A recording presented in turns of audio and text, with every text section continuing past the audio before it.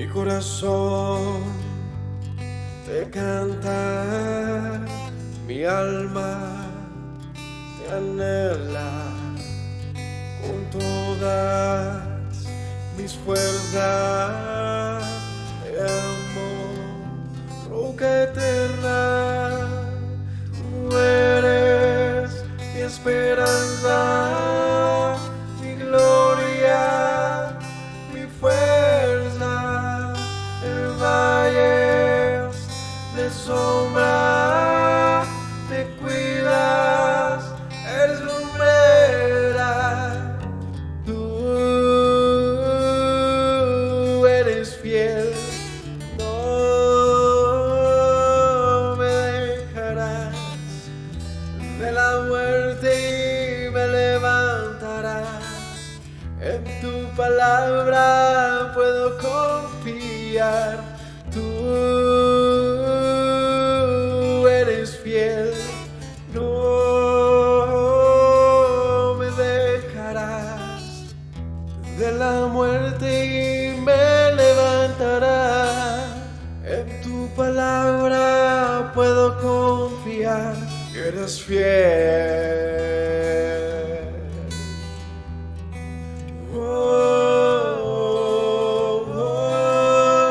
Mi corazón te canta, mi alma te anhela con todas mis fuerzas.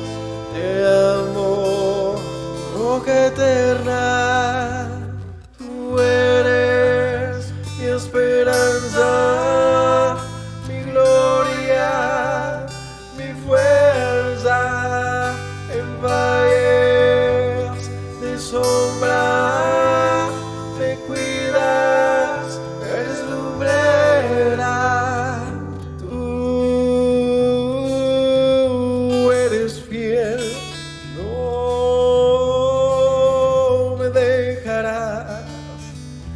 De la muerte y me levantarás. En tu palabra puedo confiar. Tú eres fiel, no me dejarás. De la muerte y me levantarás. En tu palabra puedo confiar. Eres fiel, eres fiel. Tú eres fiel, no me dejarás. De la muerte y me levantarás. En tu palabra puedo confiar. Tú eres fiel, no.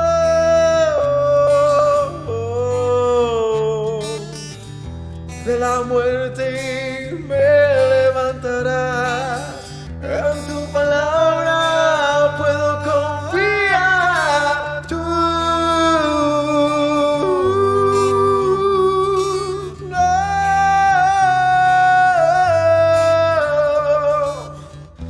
De la muerte me levantarás. En tu palabra puedo confiar. Eres fiel, eres fiel. Tú eres fiel, no me dejarás. De la muerte me levantarás. En tu palabra puedo confiar.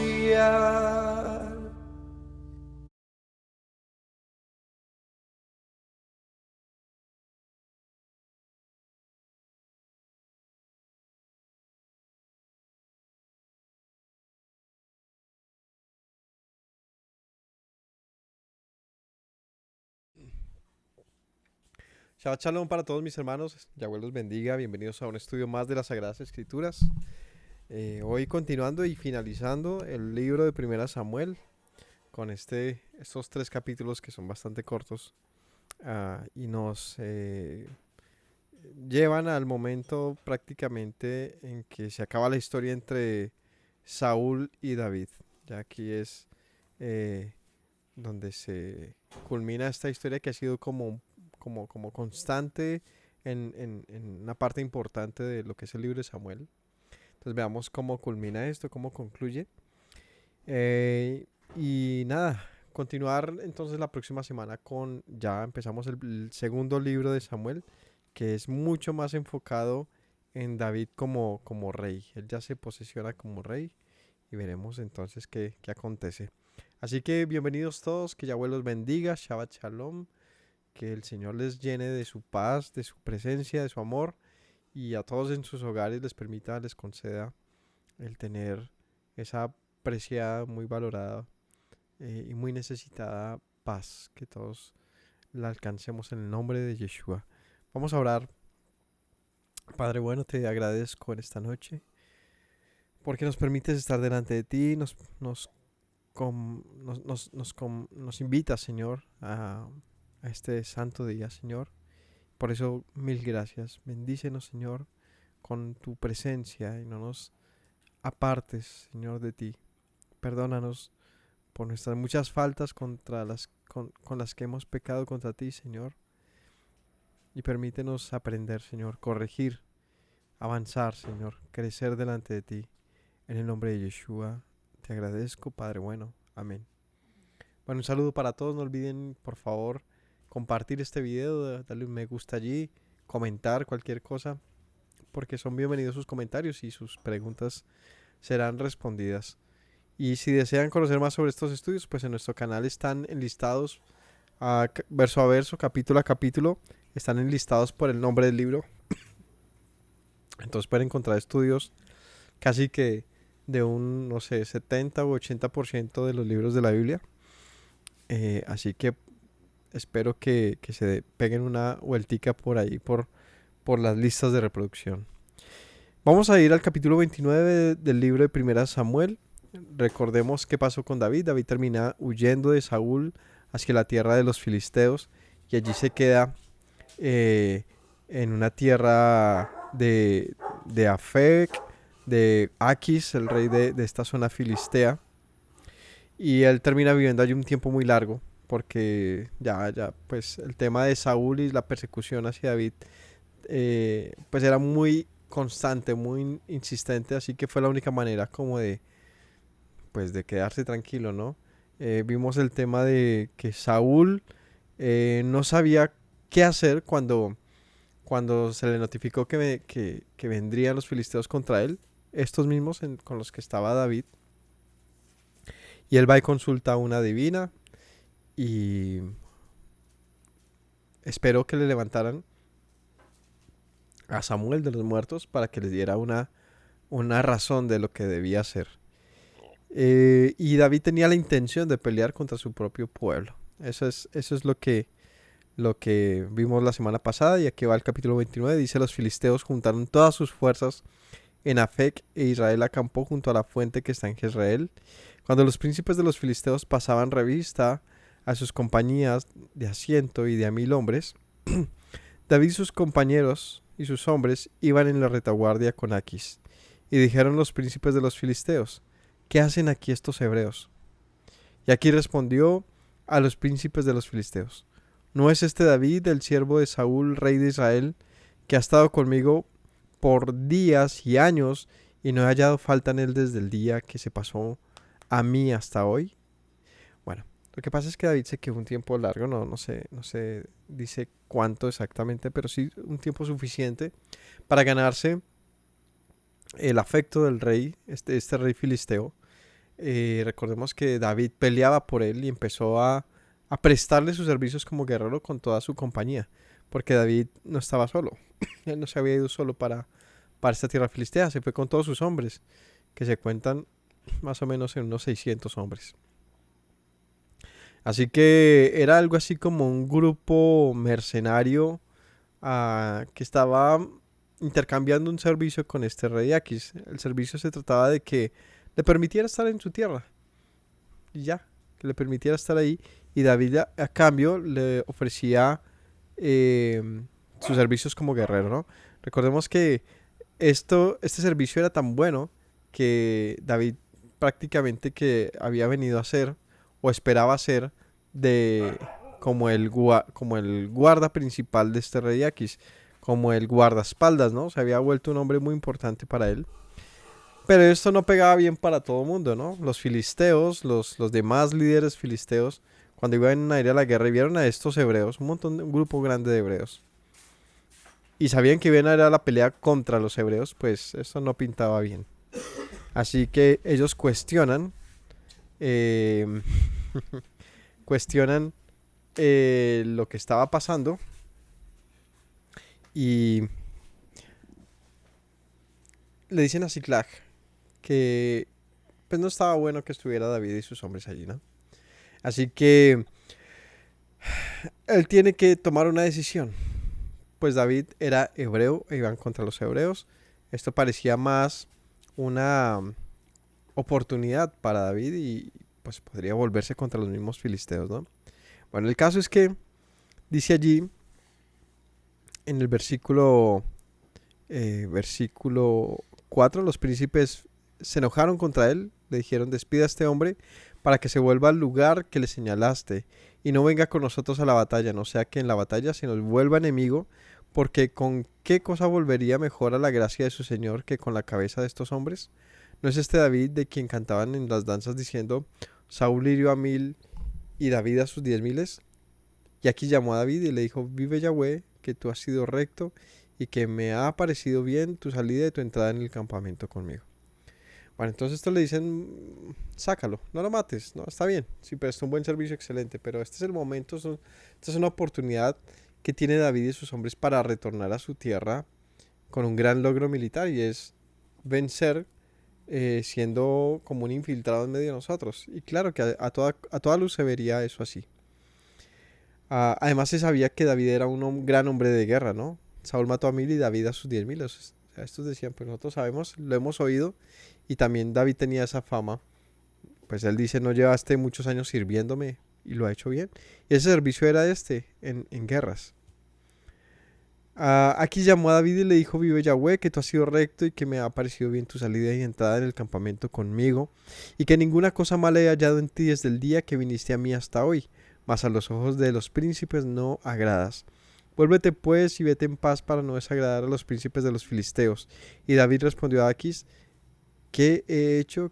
¿Qué has, qué has hallado en tu siervo desde el día que estoy contigo hasta hoy, para que yo no vaya y pelee contra los enemigos de mi señor el rey?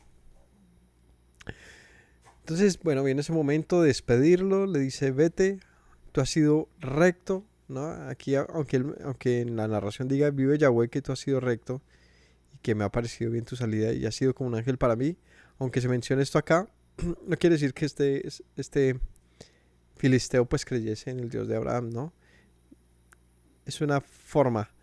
Em, pero de todas maneras sí reconocía que David había sido un hombre justo, porque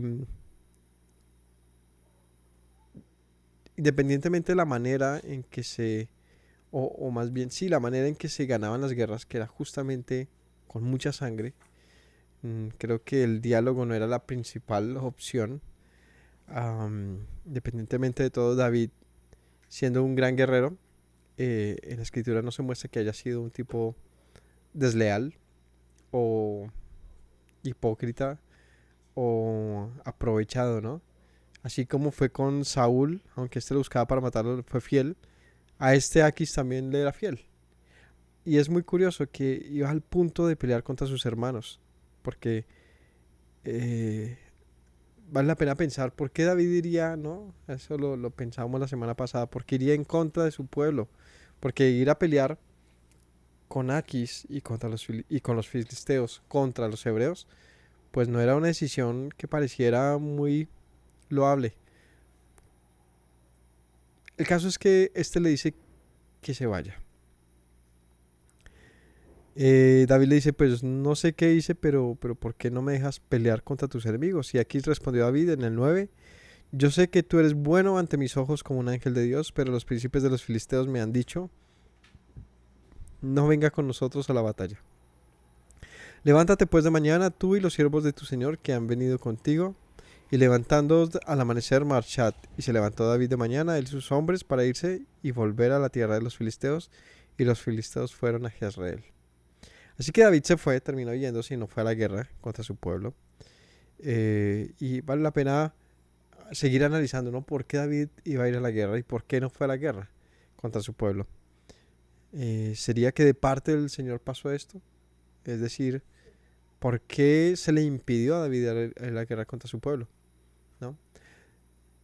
No se describe, ningún pasaje describe qué quería realmente David, porque no tiene mucho sentido, ¿no? Que él huya de Saúl y siempre pudo derrotarlo, pero él no quiso. Y ahora se iría contra sus hermanos, contra su pueblo, su familia. ¿Quién sabe qué intenciones tenía en el fondo David? No sé describir el pasaje, pero sí sé que el Señor no se lo permitió. El Señor no se lo permitió porque justamente eso es lo que pasa. David insiste, déjame ir en contra de tus enemigos, y está hablando de los hebreos.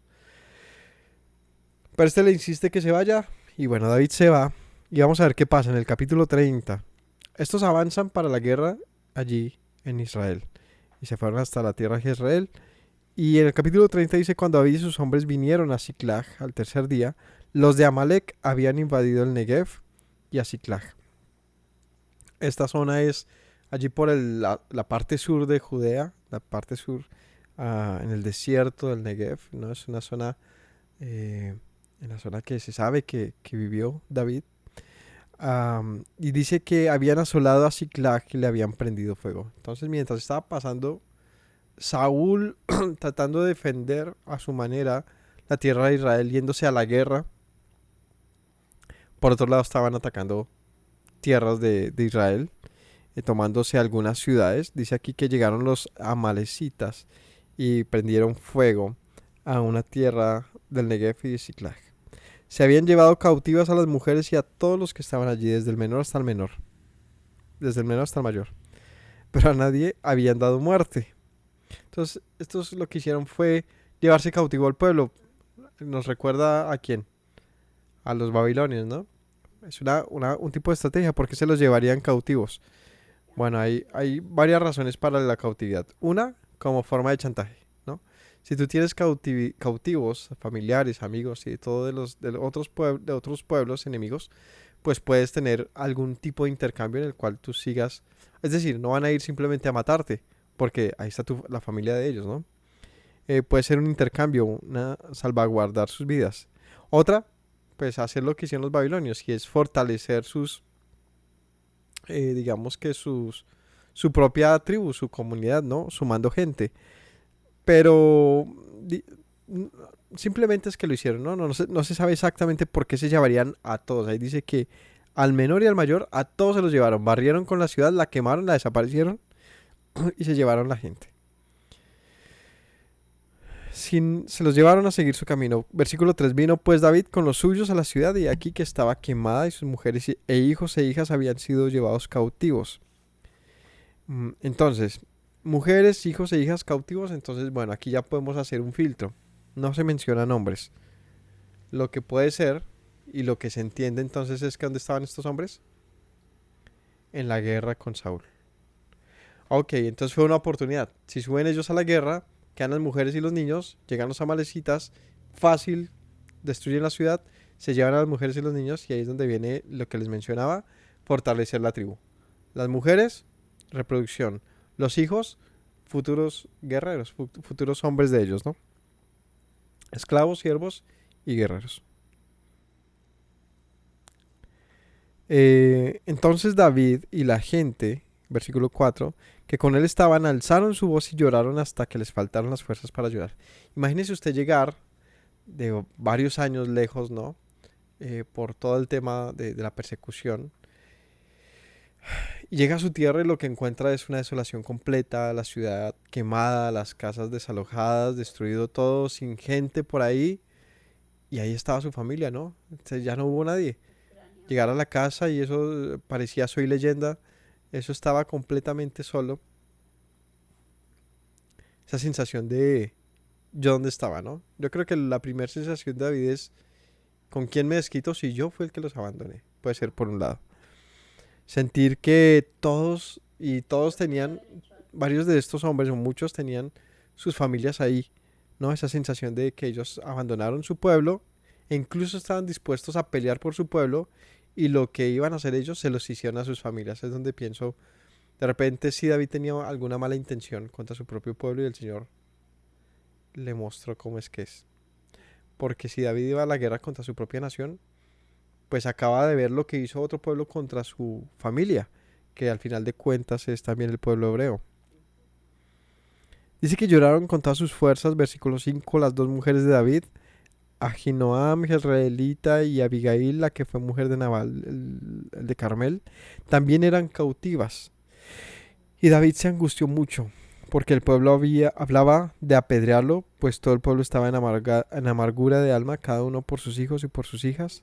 Mas David se fortaleció en Yahweh, su Elohim. ¿Qué pasó? Pues que todo el mundo se enloqueció, claro. Un montón de hombres que seguían a David a todo lado y ver que llegan y todo el mundo está muerto y... perdón, no estaban muertos, ¿no? No había nadie y estaba desolado todo y sin saber qué pasó con la gente y desde hace cuánto estaba así. Pues estos ya se le estaban levantando, era contra David, ¿no?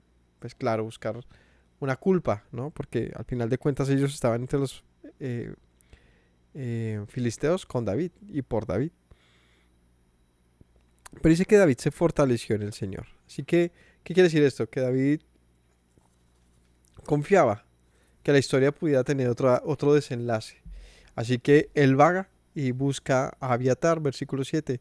Dijo David al sacerdote Abiatar, hijo de Ahimelech: yo te ruego que me acerques el efod. Y Abiatar acercó el efod a David.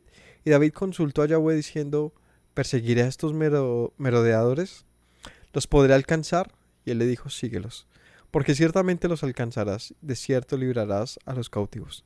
Partió pues David, él y los 600 hombres que con él estaban, y llegaron hasta el torrente de Besor, donde se quedaron algunos. David siguió adelante con 400 hombres, porque se quedaron atrás 200 que cansados no pudieron pasar el torrente de Besor. Entonces, ¿qué hace David? Lo que no hacía Saúl, consultar al Señor. Saúl consultaba al Señor como última opción, o, o no lo hacía mejor como debía hacer, ¿no? Ya cuando si consultaba no le hacía caso, ¿no? Así que el Señor ya, aunque le consultara, pues ya no le respondía. Por eso fue que Saúl terminó buscando a los adivinos para encontrar alguna luz. David siempre se hizo esto, ¿no? Él iba directamente a consultar, a hacer lo que fuera correcto, pero buscándolo desde la voluntad del Señor. Así que va al sumo sacerdote y mediante el Urim y el Tumim, ¿no? Para quien no lo sepa, este es un método o un método de suerte, es decir, algún tipo de artefacto, de piedras, de algo que daba una luz, una suerte.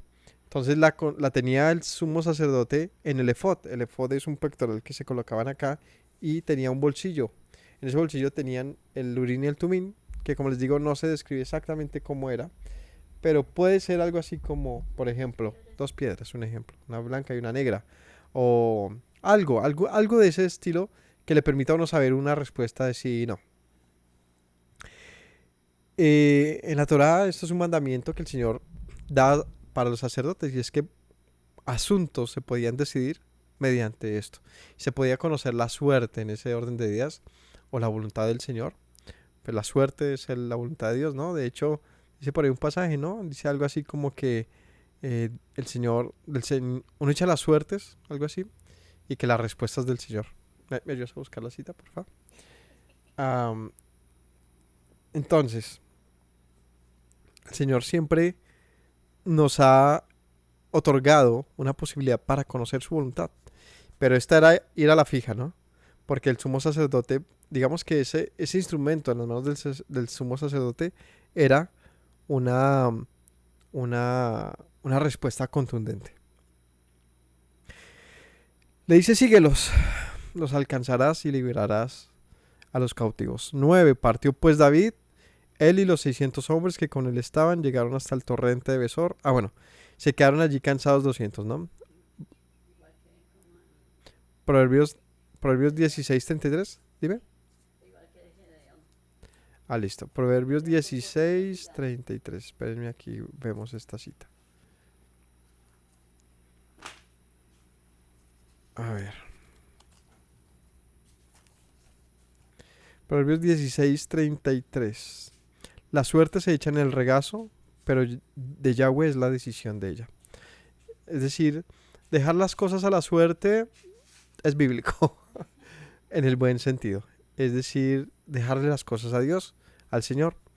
Em, Cuando uno comprende esto, pues no se asusta del porvenir, porque no es tirar una moneda al aire esperando que caiga cualquiera de las dos opciones como un asunto de que simplemente por probabilidad puede pasar un 50 y un 50. No es eso. No es, no es simplemente, pues vamos a ver qué pasa, sino es una confianza en que el porvenir incierto es mejor porque está en las manos del Señor. Porque le confiamos, porque confiamos en Él, porque reconocemos que no tenemos el control completo de las cosas, ¿no? Entonces es sabiduría también. No en todo, obviamente, el Señor nos ha indicado ya con claridad qué debemos hacer. No podemos estar echando la moneda para todo asunto, ¿no? O sea, debo cambiar mi esposa, tirémosla a ver qué quiere el Señor. Pum, le cayó la cara que era, bueno, cambiemos de esposa. No, ¿no? Porque que los hay. Hay gente que busca señal y uno dice, pero de verdad, el Señor ya dio una instrucción sobre eso, ¿no? Sí, será, Señor, que este negocio que me estás mandando para trabajar los sábados es tuyo. Qué bendición, ¿no? Si voy a la casa y mi esposa está cuidando al niño, esto es de Dios. ¿No? O sea, unas señales que uno dice, pero increíble, ¿no? El caso es que no, siendo honestos y siendo claros con esto, hay asuntos que de verdad que están fuera de nuestro alcance saber qué es lo más indicado, lo mejor, ¿no? Tipo viajes, estudiar, qué tipo de estudio, una persona, una pareja, o sea, hay muchas cosas que uno dice, quisiera, puedo llamar a un amigo, ¿no? Y es como ese asunto de, bueno, estoy haciendo lo correcto, Señor, que se haga tu voluntad, es decir, estoy dispuesto a aceptar que este empleo no me salga, que este viaje que quiero no me salga, que este estudio, que esta mujer, que esto no sea. Y estar dispuesto a aceptar esa suerte, que podemos pensarlo ahí. Pero en el fondo no es suerte, sino como dice el proverbio, es la voluntad del Señor. Es aprender a aceptarlo de esa manera. Que si se muere una persona, que si pasan cosas difíciles en la vida, también esto viene de la mano del Señor. El caso es que David consulta al Altísimo y él le dice, ve a la guerra, ve y búscalos, perdón. Versículo 11, hallaron en el campo un hombre egipcio, el cual trajeron a David, le dieron pan y comió y le dieron a beber agua y le dieron también un pedazo de masa de higos secos y 2 racimos de pasas. Luego que comió, volvió en él su espíritu, porque no había comido pan ni bebido agua en 3 días y 3 noches. O sea que este hombre llevaba un buen tiempo allí en el suelo o en el desierto, donde sea que estuviera. Si pensamos que el Negev, pues como es, ¿no? El desierto, el Negev, es una zona como tal cual, árida, pues 3 días y 3 noches sin comer en una parte de esta geografía, pues no era nada fácil y en efecto estaba muy deshidratado y enfermo este hombre. De hecho, es por eso que estaba allí, ¿no? Vamos a ver, dice que una vez que comió, le dijo a David, ¿de quién eres tú y de dónde eres? Y respondió el joven egipcio, soy siervo de una malecita, me dejó mi amo hoy hace 3 días porque estaba enfermo. Pues hicimos una incursión a la parte del Negev, que es de los Ereteos, y de Judá al Negev de Caleb. Pusimos fuego a Siclag y le dijo a David, ¿me llevarás tú a esa tropa? Y él dijo, júrame por Dios que no me matarás, ni me entregarás en mano de mi amo, y yo te llevaré a esa gente. Entonces esta era la, la señal.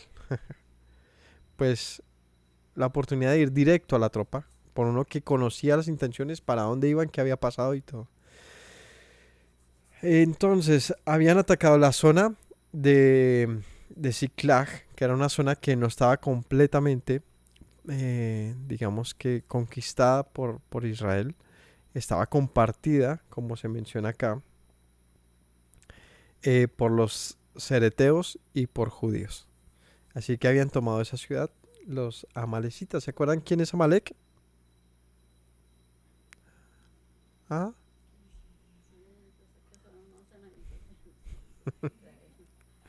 ¿Quién es Amalek? ¿Alguien se acuerda? Sí. Es el mismo pueblo que Saúl dejó vivir.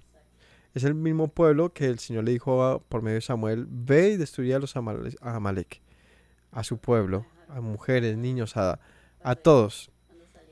¿Y saben qué hicieron estos? Estos, dime.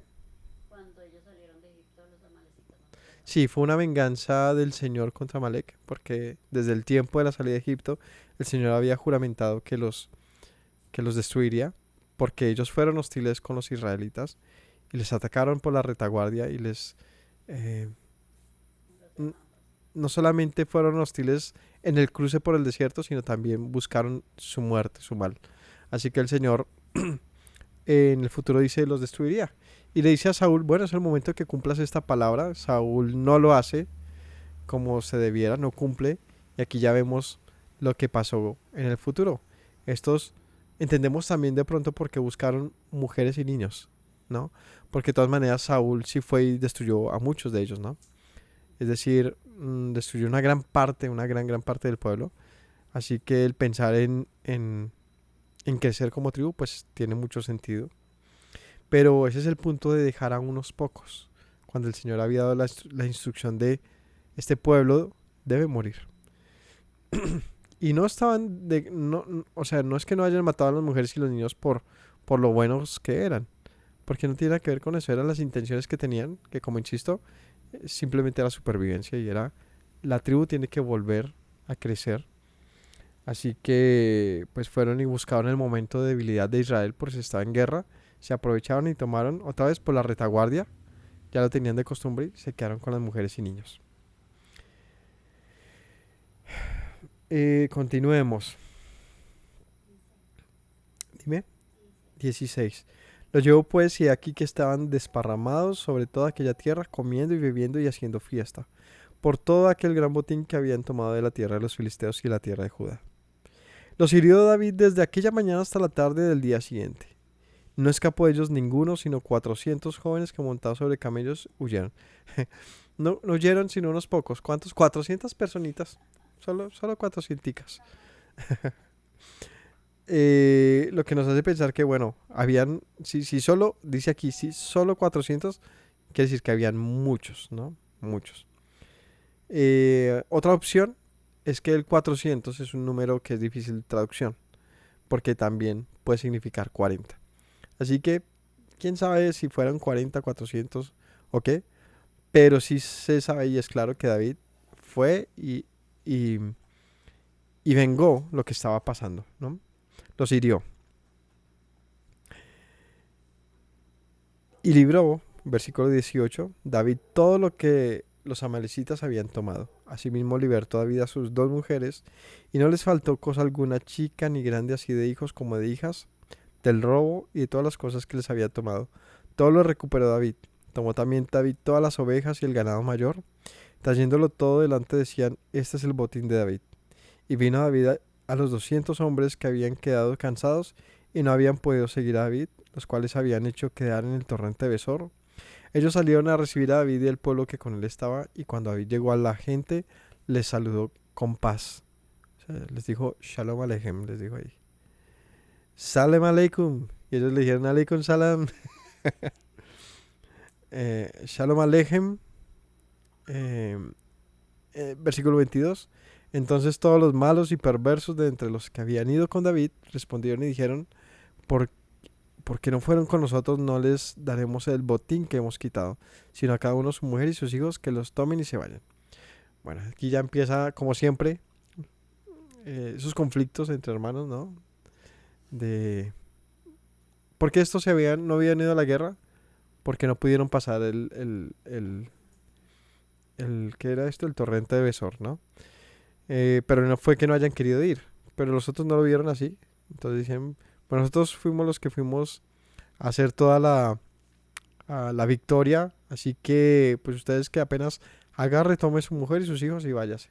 Nosotros nos quedamos con el botín. Esa fue la actitud de ellos, lo que aquí se mencionan, malos y perversos. Aquí hay una pequeña enseñanza que podemos aprender. A veces somos así, muy egoístas, muy odiosos y siempre queremos medir todo, ¿no? Este, como que si yo hice algo, pues nadie merece. O solo merece, o solo debe, o solo es justo que alguien tome si participó. Pues de repente, en el sentido de lo que prácticamente es justo, pues puede tener su sentido. Pero no tiene nada que ver ni con la misericordia, ni con el amor, ni con la piedad, ni con la bondad, ni con la gracia, ni con todo lo que el Señor sí nos enseña diariamente. Y en esto creo que tenemos siempre que meditar. Porque el ser tan odiosos y egoístas, sí es algo que, pues por lo menos aquí, no dice qué justos eran. Pues ellos merecían más. No dice malos y perversos, ¿no? A veces nos creemos muy justos por tener estas actitudes egoístas de yo hice más, merezco más. O, o tú no hiciste, por lo tanto, antes agradezca que le devuelvo a su mujer y sus hijos porque ni los mereciera. Y nos pensamos ser buenos por actuar así, ¿no? Antes que agradezca que yo le di algo. Pero no, la verdad es que debemos aprender a actuar en amor. En amor. Si algo nos cuesta más que al otro, pues, ¿y qué? ¿Y qué? Es que nos hemos acostumbrado a medir todo como grandes contadores y administradores que tiene. Me acuerdo del tío Rico. ¿Se acuerdan del tío Rico? En los muñequitos que recuerdo algo así que iban los sobrinos o algo, y este señor contaba cada uno de los centavos que tenía acumulados tenía como un silo lleno de dinero, de oro y cosas, y este señor no permitía que ni un solo centavo se le perdiera. Era muy tacaño, era su fama, ¿no? Para muchos puede ser, qué gran administrador, ¿no? No se le puede juzgar por ser un gran administrador. Pero todo lo odioso que representaba ese personaje era justamente eso, ¿no? Que quizás sí se lo mereciera, ¿no? Todo su dinero, lo habría luchado, lo que sea. Pero eso no tiene nada que ver con la Torah. El Señor nos enseña a despojarnos, a tener a nuestro hermano como mayor, a darle valor a la generosidad, a dejar esperando un aplauso después de que nosotros hicimos algo. Colaboramos, ayudamos y esperamos que haya un gran reconocimiento y por lo tanto un gran mérito. Merezco más. Pues de más que sí, sea justo eso, ¿no? Pero el reclamarlo, el estar detrás de eso, no se puede ver de otra manera sino como odioso, como algo egoísta, como algo feo, ¿no? Otra vez, de acuerdo a este pasaje de la escritura, malo y perverso. Entonces, dice, acá uno a su mujer y sus hijos, pues ustedes no fueron, entonces que vienen aquí a pedir, ¿no? Que los tomen y se vayan. David dijo, no hagáis eso. Hermanos míos, de lo que nos ha dado Yahweh, quien nos ha guardado y nos ha entregado en nuestra mano a los merodeadores que vinieron contra nosotros, ¿quién nos escuchará en este caso? ¿Quién nos va a escuchar en este caso a ustedes? Porque conforme a la parte del que desciende a la batalla, así hace la parte del que queda con el bagaje, les toca parte igual. David dijo, pues es que estos no estaban durmiendo, ¿no? Les dijo, y él toma el asunto de cómo, aquí vemos cómo se repartía. Cuando, sí, él pone de por medio al Señor, pero acerca de esta actitud que es injusta es, pues tú dices que el otro no estaba haciendo nada, pero sí estaba haciendo, ¿no? Ellos no se habían devuelto por cobardes o por perezosos. Estaban cuidándolo en la retaguardia. Perdón. Estaban cuidando el bagaje. Que quiere decir que somos hermanos. Todos estamos participando, todos estamos haciendo algo. El hecho que tú estás haciendo una actividad diferente a esta que parezca tener mayor mérito, pues solamente te hace desconocer a tu propio hermano, porque él estaba cuidando el bagaje. Es decir, otra vez les digo que en todo asunto, ¿no? En un empleo, en la familia, eh, eh, en un equipo, el pensar de esta manera, como el que golea en un equipo, ¿no? El que metió el gol, pensar que él tiene mayor mérito que los que estaban llevándole los pases hasta allá, ¿no? Es como injusto, como egoísta. Y que sea así, ganen más los goleadores, supongo. Pero la verdad es que todo el equipo hizo un gran esfuerzo para que llegara hasta allá. Am, Mientras todos tengamos esa buena actitud sobre las cosas que nos competen a todos como un colectivo, es muy feo que busquemos siempre tener un mejor lugar que los demás. Y bueno, eso creo que es una gran discusión, incluso política y filosófica. Veía hace un tiempo algún comentario de este tipo que nos hace como reflexionar. Imagínate que hay una tribu, ¿no? Todos trabajan por igual, en cierto sentido, ¿no? Los hombres van a la casa de cazar, ¿no? Van a buscar animales para buscar la comida. Las mujeres trabajan arando y cocinando y haciendo mil cosas en casa. Todos están trabajando. Pero resulta, digamos que son, no sé, 50 personas en esa comunidad. Que uno se enferma, un hombre, de los que con tanto esfuerzo traían el pan a la casa. Se enferma. ¿Quién lo va a sustentar? Dos opciones del pueblo. O dejarlo morir, echarlo, o sustentarlo ellos mismos esperando que se recupere. ¿De dónde saldrá lo que él necesita? Pues de todos, ¿no? Esa es una opción. Ah, pero ¿qué pasa si no se enferma uno? Se enferman 10 o 25, la mitad, ¿no? De 50. ¿Quién lo sustenta? Cuando uno dice, pues se enferma uno, pues que es que a todos nos, o sea, ¿qué nos cuesta ser un poquito, ¿no? Cuando ni se va a sentir, pero ¿qué pasa cuando son muchos? ¿Qué hay que hacer, no? Eh, ¿Será que simplemente es más fácil dejarlos morir y no que me toquen lo que yo he trabajado con mucho esfuerzo? Porque estamos hablando de que a ti te tocaría dar más porque son más personas las enfermas. Entonces de pronto dice, pero no es justo. Yo he trabajado todo lo que tengo y bueno, está bien, yo puedo ayudar a uno y a otro y tú no me cuestiones, antes agradece que yo le estoy dando a estos, ¿no? Pero ¿y si son muchos? Difícil, ¿no? Pero es más difícil aún si yo te dijera, ¿y si fueras tú el enfermo? ¿No? ¿Qué debe hacer la comunidad? Entonces es un pensamiento político difícil, porque esa es la razón de que haya, por ejemplo, formas de pensamiento llamados comunismo y socialismo.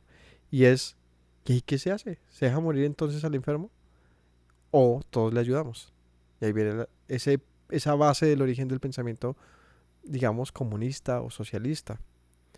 Pero ahí viene el otro, y es el capitalista, y es, pues es que yo no tengo por qué ceder lo que justamente me he ganado.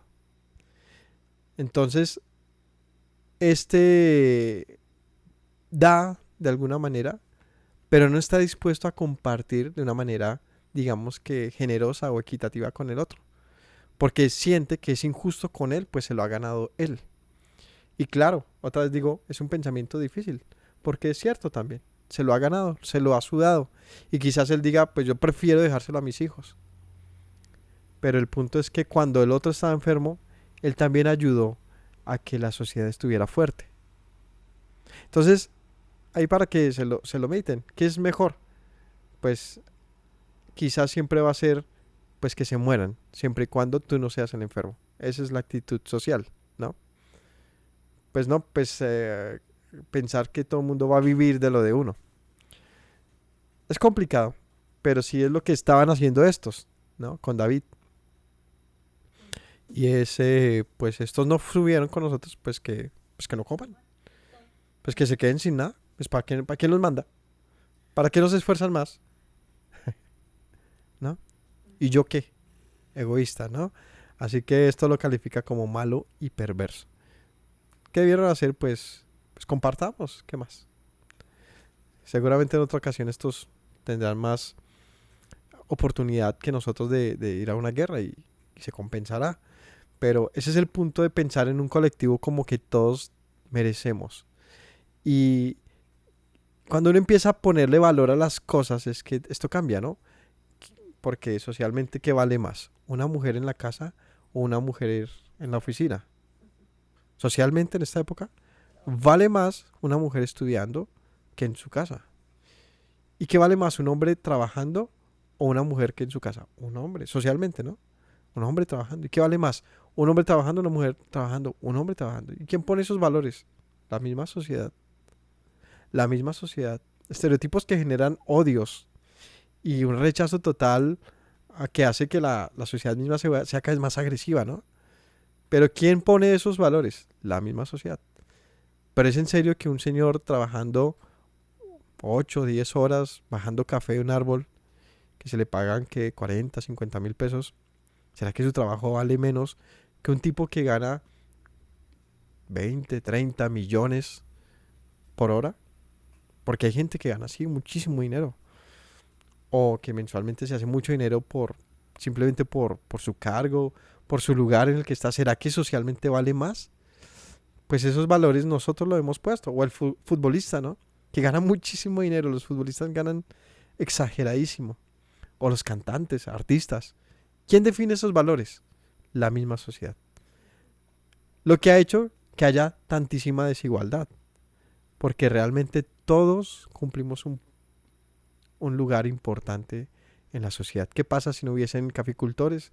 ¿Qué pasa si no hubiese el señor, la señora que barre las calles? ¿Qué pasa si no hubiesen mamás en las casas? O sea, ¿qué es lo que se ha subvalorado? Es al oficio y a la persona. Pero esto es justamente lo que parte en generar que uno busque entonces una actividad que le genere una mayor representación social.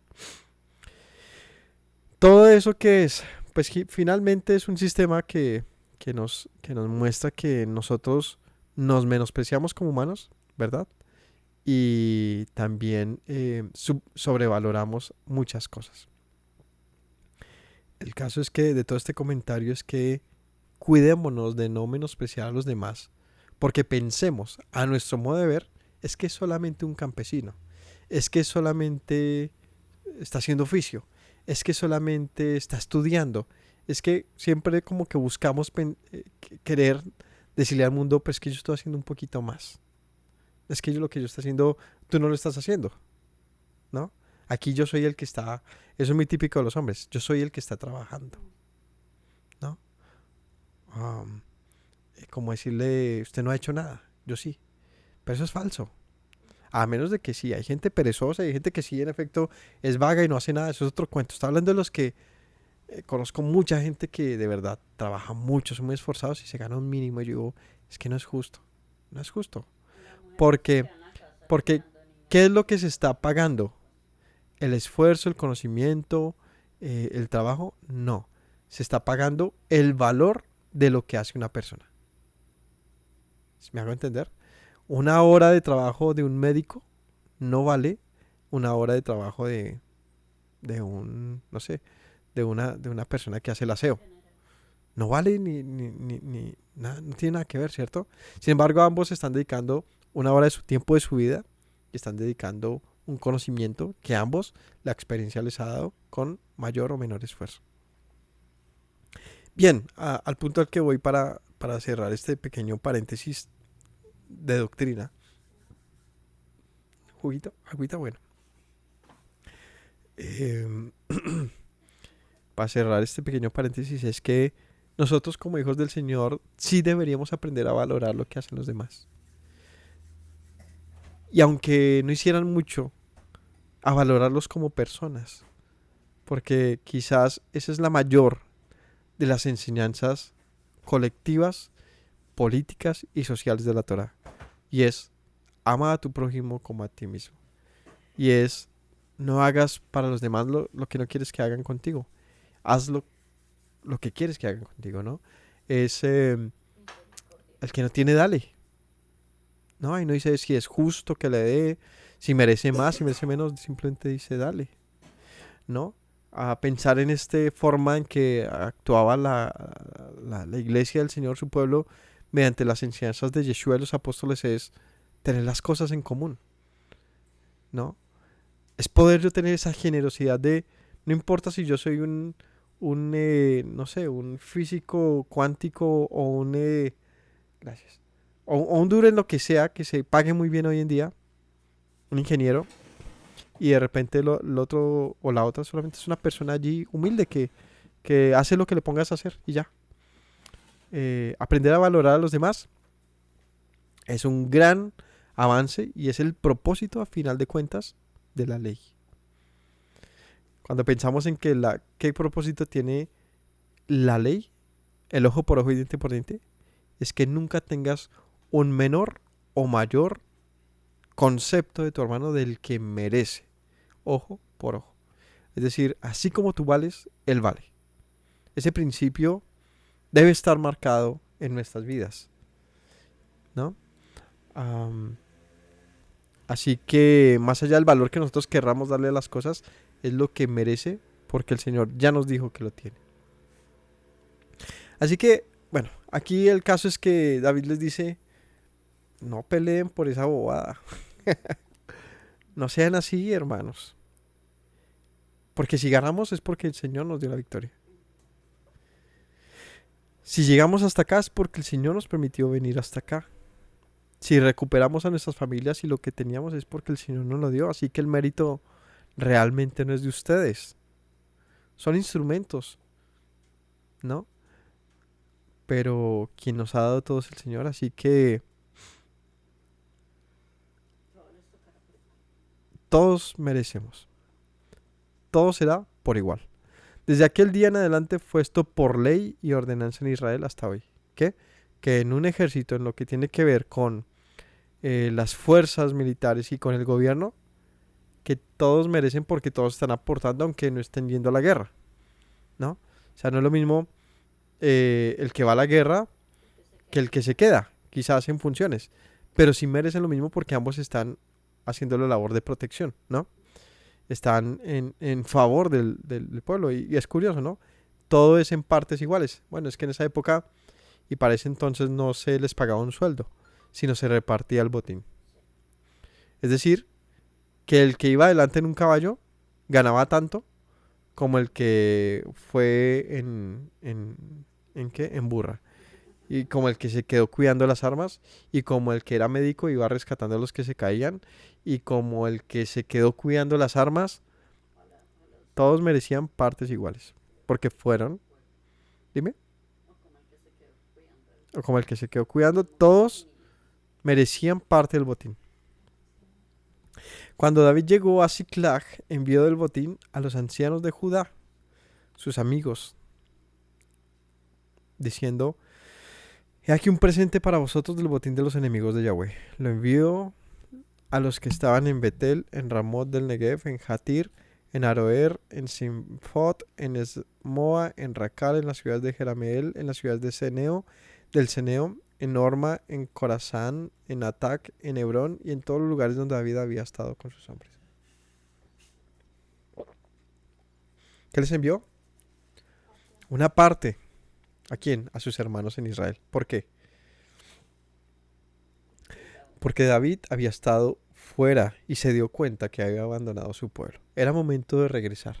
Era momento de decirles: aquí estoy, no los abandoné, y de lo que tomé del botín, porque el botín no era solamente de lo que habían robado en Judea. Recordemos que esto era parte también de los hereteos. O sea que el botín no era solamente allí algo pequeño o algo solamente lo que ellos ya tenían. era algo mucho más grande más lo que estos amalecitas tenían. O sea que fue por lo menos, o más o menos quizás, unas 3 veces más grande de lo que fue en su momento, de lo que tenían. Y lo repartió entre sus hermanos para tomar su atención y decirles, aquí estoy cuidando la retaguardia del pueblo. Capítulo 31. Los filisteos pues pelearon contra Israel y los de Israel huyeron delante de los filisteos. Esto es, mientras pasaba una cosa, en el otro lado estaba Saúl, perdón, peleando contra los filisteos. ¿Y cómo le fue?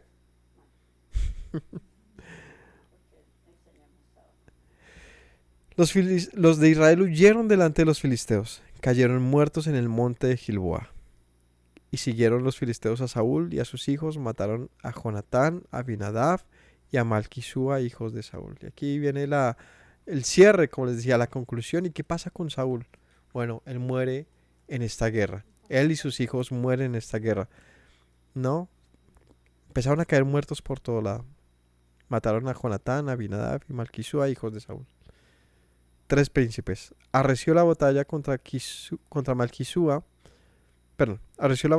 Saúl, le alcanzaron los flecheros y tuvo gran temor de ellos. Entonces dijo Saúl a su escudero, saca tu espada, traspásame con ella, para que no vengan estos incircuncisos y me traspasen y me escarnezcan. Este siempre fue un cobarde. Este no era de hasta la muerte, ¿no? O sea, voy a pelear, voy a morir luchando por mi pueblo. No, este era, mátame, no quiero que digan, ¿no? Este se preocupaba por el que dirán, le preocupaba por qué quisieran de él estos y prefería morir a manos de su escudero. Bueno, no sé qué hubiese hecho cualquiera de nosotros ante el temor de algo como esto, pero lo que se lee de Saúl es un tipo pusilánime, cobarde, eh, mediocre, ¿no? Ni siquiera en la guerra, ¿qué estaba haciendo? Dice que estaba huyendo, ¿no? Saca tu espada, traspásame con ella para que no vengan y me traspasen y me escarnezcan. Bueno, igual uno pensaría eso, ¿no? Pues no solo me van a matar, aquí quién sabe qué me va a pasar con estos, ¿no? Su escudero no quería porque tenía gran temor. Entonces Saúl tomó su propia espada y se echó sobre ella. Viendo su escudero a Saúl muerto, él también se echó sobre su espada y murió con él. Así murió Saúl en aquel día. Este murió, se hizo el harakiri y prefirió morir así que el deshonor de que un incircunciso, un extranjero, lo matara. Y como les digo, pues caer en manos del enemigo es ser tenaz, ¿no? En la guerra. Caer en manos de un enemigo debía ser tortura, debía ser, eh, no sé. Hasta fútbol jugarían con las cabezas de los muertos. Yo creo que en las guerras se ven cosas terribles. Entonces, pues, Saúl era simplemente un humano. Creo que más parecido a la mayoría de personas que justamente esto es lo que vemos ahí, normal. Es esa sensación de todo está perdido. Todo lo hizo mal, pero todo está perdido, mejor muramos acá y rápido. Además, con que se quedara, pues no iba a salvar tampoco la guerra. Así murió Saúl en aquel día, juntamente con sus 3 hijos y su escudero y todos sus varones. Los de Israel, que eran del otro lado del valle y del otro lado del Jordán, viendo que Israel había huido y que Saúl y sus hijos habían sido muertos, dejaron las ciudades y huyeron, y los filisteos vinieron y habitaron en ellas. Y aconteció al siguiente día que viniendo los filisteos a despojar a los muertos, hallaron a Saúl y a sus 3 hijos tendidos en el monte del Gilboa. Le cortaron la cabeza, le despojaron las armas y enviaron mensajeros por toda la tierra de los filisteos para que llevaran las buenas nuevas al templo de sus ídolos al pueblo. Bueno, esta guerra se daba en la parte occidental de Israel, en este lado del Jordán, donde era eh, esta tierra de lo que fue más arriba de Jericó, ay, se me olvidó el nombre, de Galaad, toda esa zona, que es la zona como de Manasés y Efraín y más arriba. Y los del otro lado, pues notaron la guerra, ¿no? Porque el río ahí no es que sea muy grande. Entonces, ¿estos qué hicieron cuando se dieron cuenta que los filisteos habían ganado en ese lugar? pues ellos abandonaron, ¿no? Al otro lado. El otro lado es donde está Rubén, Gad y media tribu de Manasés. Pues muchos de ahí se fueron, ¿no? Pensaron, bueno, estos van a desacabar con todo y se nos van a venir con nosotros. Pues ellos abandonaron y los filisteos retomaron también esa zona. Entonces dice que le cortaron la cabeza y les despojaron de las armas, enviaron mensajeros por toda la tierra de los filisteos para que llevaran las buenas nuevas al templo de sus ídolos y al pueblo, y pusieron sus armas en el templo de Astarot, colgaron su cuerpo en el muro de Betzán, mas oyendo los de Gajabes de Galaad esto que los filisteos hicieron a Saúl, todos los hombres valientes se levantaron y anduvieron toda aquella noche y quitaron el cuerpo de Saúl, los cuerpos de sus hijos del muro de Betzán, y viniendo a Jabes, los quemaron allí. Tomaron sus huesos, los sepultaron debajo de un árbol en Jabes y ayunaron 7 días. ¿Cómo murió Saúl? ¿Cómo terminó su vida Saúl? De una manera horrenda, ¿no? Más allá, pues él se suicidó, pero ¿qué pasó después con él? Una completa deshonra, ¿no? Terminó con sus cuerpos, ¿no? Los degollaron, el de él, de sus hijos, los colgaron, hicieron mofa de esto, los llevaron al templo de los ídolos, lo terminaron colgando por ahí, y pues el pueblo, ¿qué hizo? Pues allá está nuestro rey, buscaron la manera, lo descolgaron, los, eh, los quemaron, hicieron una cremación de sus cuerpos y los huesos los sepultaron debajo de un árbol. Eh, una historia muy triste, pero mucho. Por, pero es una historia muy triste porque la historia habría sido muy diferente. Es que Saúl fue un hombre hermoso delante del Señor. Fue escogido entre toda la nación para ser el primer rey. Era un hombre, digamos que al principio, ¿no? Ingenuo, sencillo, muchacho. Y cómo ¿qué tenía Saúl? Era arrogante. Él no podía, no estaba dispuesto a aceptar una instrucción que no fuera lo que él pensaba y lo que él quería. Siempre pensó tener una mejor idea, ¿no? Era demasiado proactivo, al punto que desobedeció siempre. No fue un hombre fiel. Y el Señor no quería tener a un hombre gobernando su pueblo. Es como que tú tienes a tus hijos, ¿no? Y tú pones a alguien para que los cuide, pero esa persona los cuida mal. Es que son tus hijos. No puedes dejar que eso pase, ¿no? No puedes. Pueden ser tu amigo, puede ser muy buena persona, lo que sea. Pero si está haciendo mal su labor, ¿cierto? Si no está cuidando bien a tus hijos, pues, ¿qué tienes que hacer? Pues echarlo. No sirve, ¿verdad? No sirve. Pues el pueblo del Señor estaba en manos de un hombre que no servía como rey porque no hacía la voluntad del Señor sino la propia. Así que todo lo que el Señor había esperado para, para su pueblo por mano de Saúl no era posible. Así que termina la historia de Saúl de una manera, la verdad, muy triste, muy lamentable. Que este rey haya muerto como un hombre malvado y no como un hombre justo. Saúl no murió como un hombre justo, una buena tumba, con su familia reunida, con el pueblo amándolo, no, murió allá en medio de los filisteos, huyendo, eh, se suicidó, su cuerpo lo hicieron, lo ultrajaron, y termina quemado y enterrado por allá en un árbol. Familia, esa es la historia bíblica, es impresionantemente sincera, eh, compleja y muy honesta en lo que pretende, y es contarnos los hechos. Por lo menos en lo que son los libros de Samuel, Josué, Jueces, Ruth, Samuel, todos estos libros históricos, crónicas, cuentan historias sencillamente sin un propósito mayor de reconocer que un pueblo sin su Dios está perdido. Que Israel sin Yahweh no es nadie. Está destinado a la muerte de los impíos. está destinado a la muerte de un Saúl, quien terminó siendo como un impío. Donde el Señor al final de sus días le dice como que ni siquiera quiero oírlo. No, no quiero oírlo, no le va a responder nada a a Saúl. Pero un pueblo, por humilde, sencillo, pequeño que sea, que reconoce y confía en Yahweh, es el más poderoso de los pueblos.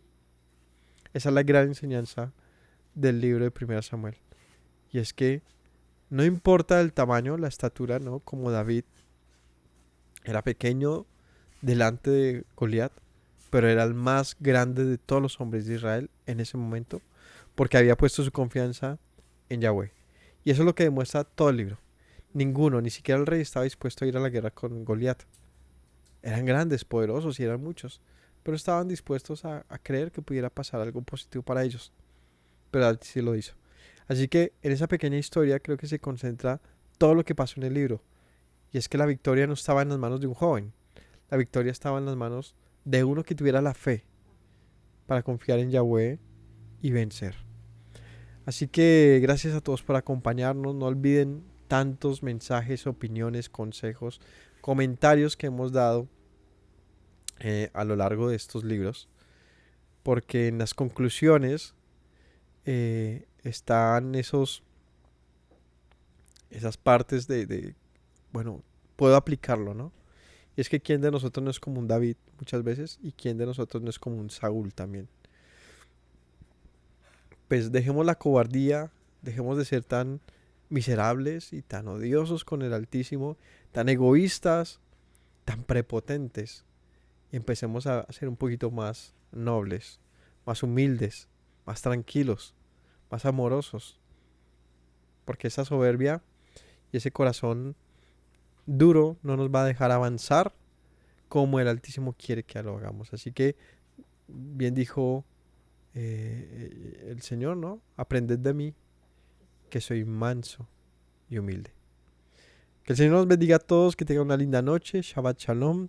No olvidemos las palabras de Yeshua, nuestro Maestro, quien nos dijo: si permanecen en mis palabras, serán verdaderamente mis discípulos y conocerán la verdad, y la verdad les hará libres. Que tengan todos una linda noche y nos vemos mañana. Bendición. Me presento nuevamente, mi Rey, mi buen Señor. Mis pasos se han desviado, necesitan dirección. En tu amor me he refugiado, Yeshua, pues así al Padre puedo hoy decir. Me presento nuevamente, mi Rey, mi buen Señor. Mis pasos se han desviado, necesitan dirección. En tu amor me he refugiado, Yeshua, pues así al Padre puedo hoy decir: Abba, Padre, Baruch atah. Señor Dios nuestro Rey de eternidad. Abba, Padre, Baruch atah. Adonai Eloheinu melech haolam.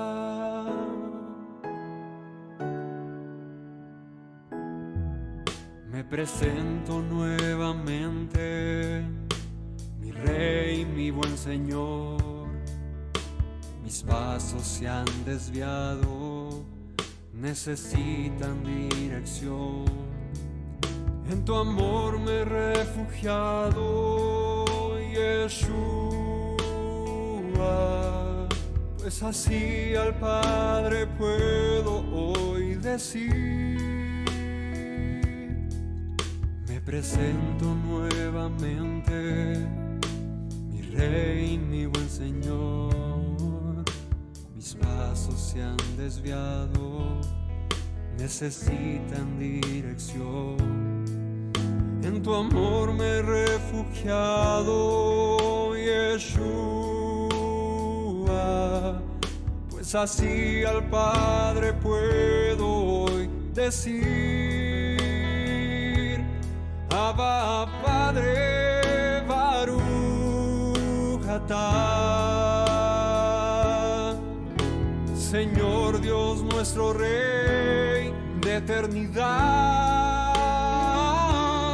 Abba Padre, Baruch atah. Adonai Eloheinu melech haolam, diste tu hijo con devoción, sacrificio de amor, hasta la muerte el seguir dolor, para darme salvación. Al tercer día resucitó, a la muerte él venció. Luego al cielo ascendió, volverá, lo prometió. Abba Padre, Baruch atah. Señor Dios nuestro Rey de eternidad,